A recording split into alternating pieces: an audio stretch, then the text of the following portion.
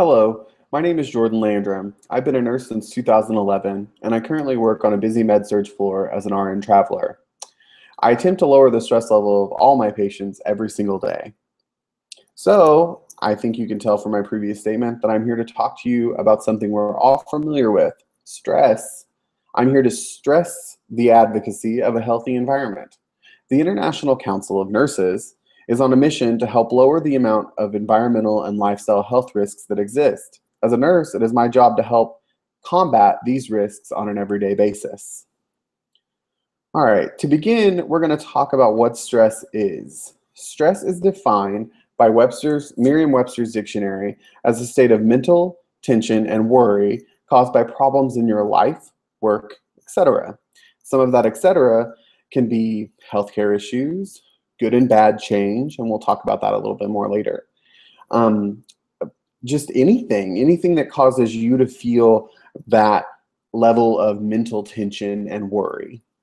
So we've all been told that stress has serious health repercussions, but what does that really mean?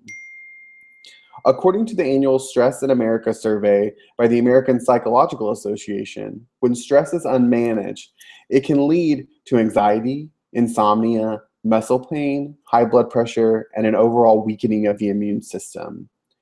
This cascade of issues can lead to major illnesses later in life if it is not mitigated. So I'm sure you're asking yourself, why is this important to me?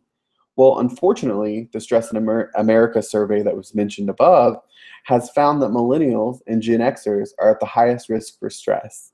That's you guys. Millennials, Gen Xers are that group of young adults 20 to 40. It's you. So, the proof is in the pudding, so to speak.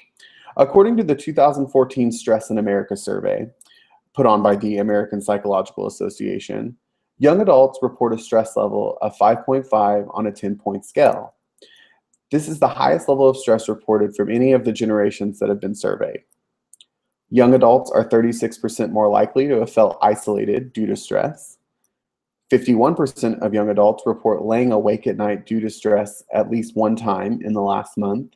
And 82%, yes, 82% of young adults will admit to having a symptom of stress in the last month.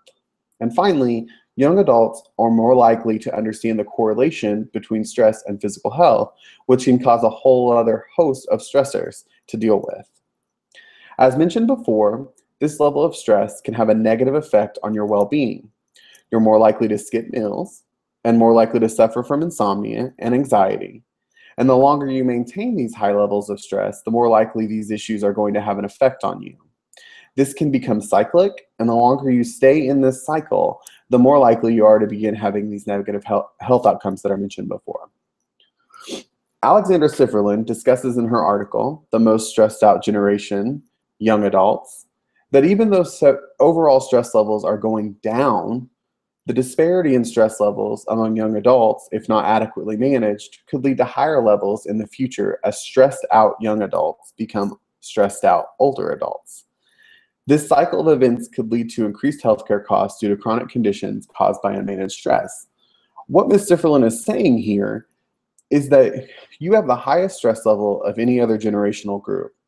And if these stress levels remain high, 5 years from now, 10 years from now, 20 years from now, when they repeat these studies, because it is an annual study, you're now going to be an older adult, and that stress level is going to be high for you then.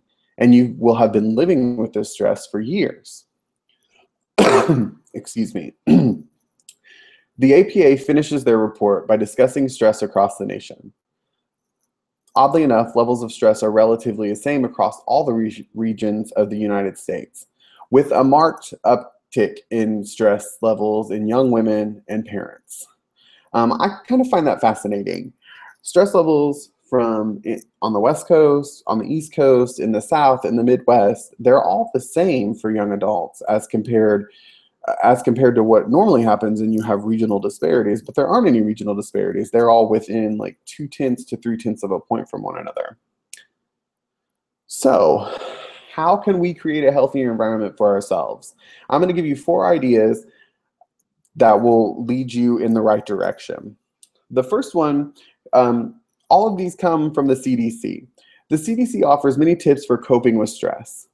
One of the easiest ways to cope with stress and one of the best ways to cope with stress is, and to create a healthier environment for you to live in, is to talk to others. Share what's on your mind with your friends and family or another person that you can trust, such as a pastor or even your healthcare provider. Talking to people and letting them know what's stressing you out and what's worrying you and just getting it off your chest can do wonders in lowering your stress levels as a whole.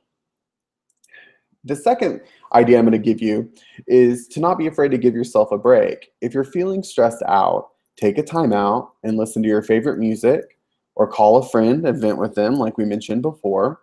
Allowing yourself a break from stressful situations can go a long way in maintaining long-term mental health. For instance, you're at work and you have a stressful situation that arises. If you have the moment to take a break, take a break. Take a break, remove yourself from the situation, and then come look at it again with fresh eyes, and you'll sometimes see that your stress level has lowered. This third one's going to be kind of a hot button issue. The CDC recommends that you avoid drugs and alcohol.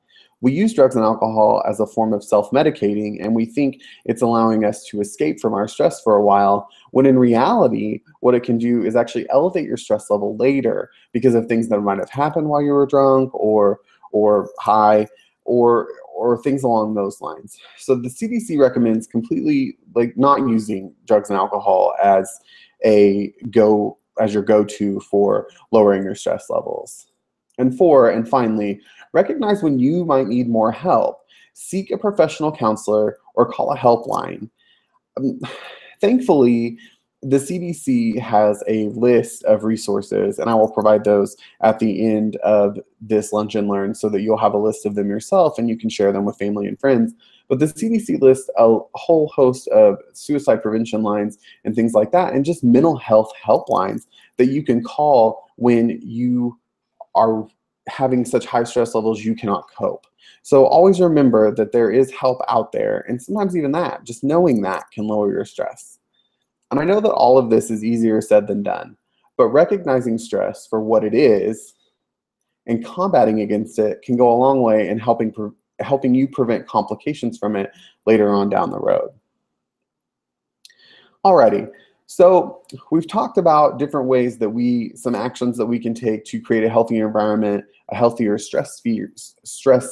not stress-free, but less stressful environment. So let's talk about goals. And the first thing I wanted to say about goals is that goals should be realistic and attainable, because when we set goals for ourselves that we can't obtain, it can cause even more stress for ourselves later in the line because we have anxiety about whether or not we can finish that goal. So I'm going to give you 3 goals, and all of these should be easily attainable, things that you can do to help you, goals that you can reach to help you manage your stress. Goal number 1, I want you to write down what stresses you out. You need to recognize what is causing stressful situations. These situations or these things are commonly referred to as stressors, and I've used that word a couple times earlier. The CDC tells us that many things can cause stress, and as I mentioned before, good and bad change.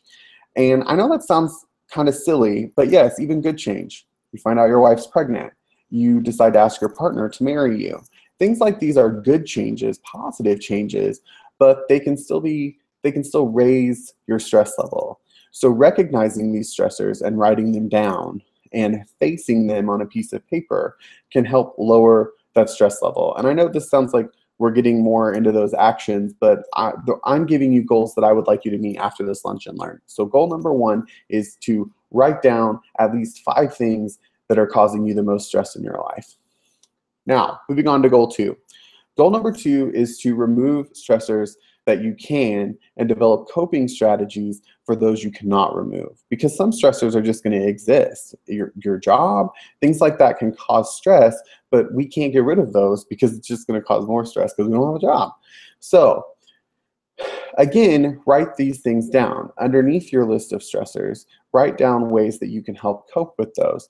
For instance, if you have a large project at work, make sure that you get a full hour for lunch and that you leave the building and you eat a healthy lunch and you completely divorce yourself of the situation for that full hour so that you can then come back and work on it with a fresh mind and have meditated, even if you need to, and lower that stress level.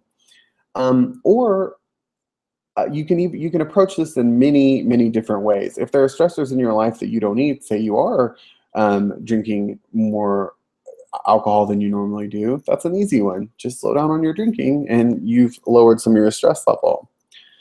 So our third goal is to recognize stressors in your immediate environment. And I know this sounds a lot like what I was talking about before, but it's different. When I'm talking about your immediate environment, I'm saying go into your home and look around for things that are stressing you out in your home. Do you have a particularly loud neighbor? Well, come up with a way to combat against that. You can listen to music or watch your favorite television show through headphones so you can cut out the outside world and just focus on what you want to focus on for the time. Maybe the house isn't as clean as you would like it to be. Well, make a list of chores and duties and things that you need to get done, and then approach that list one item at a time and stop at any moment when your stress level gets too high.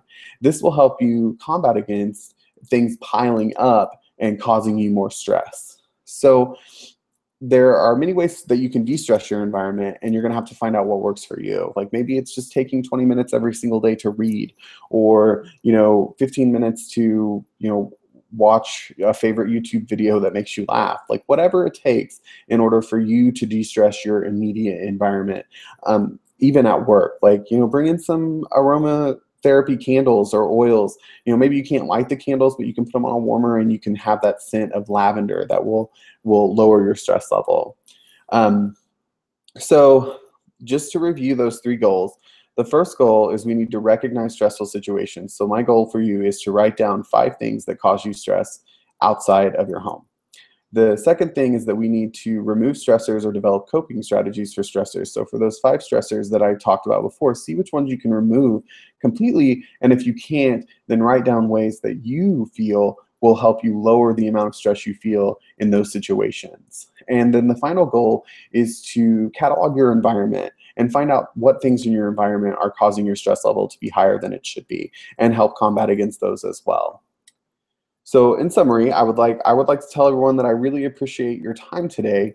And as young adults, you face the highest level of stress out there of any generational group. And it's true because the APA has told us that. And we've learned that stress can cause a myriad of issues that just lead to more stress. And that's the issue, is it's a cycle. This stressful situation leads to this stressful situation. And if you don't come out of that cycle, the stress level is just going to keep building.